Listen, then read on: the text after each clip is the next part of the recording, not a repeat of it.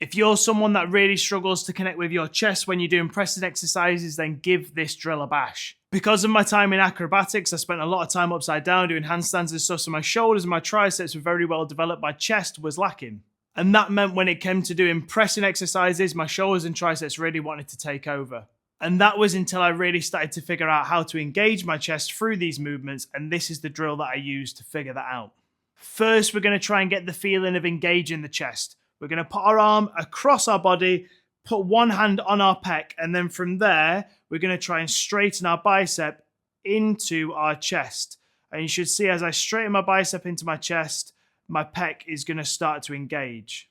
The aim now is to work this hand further and further back, but try and get that engagement still through the pec. So I'm going to start well across and try and tense as I pull. I'm then going to bring my arm back a little bit and try and get that same kind of engagement. I'm then going to bring my arm back a bit and try and get that same kind of engagement. And the further you go back, the harder it's going to be to get that chest engaged. And you'll see that it's engaging much less, but there's still a little bit, even though I'm all the way back in the back of a bench press.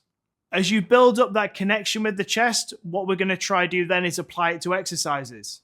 So instead of being in a position where you're bench pressing and you're going like this, where we're straightening our arms, you can kind of see my chest here is not really getting a huge amount of engagement. I'm going to try and open up, and then I'm going to really engage my chest as I press. This is going to ensure that we're really driving the connection into that chest as you're pressing.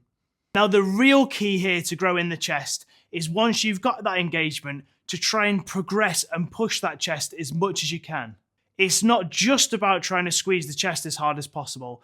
That is purely there to learn how to engage the right muscles so you don't shove it onto the shoulders.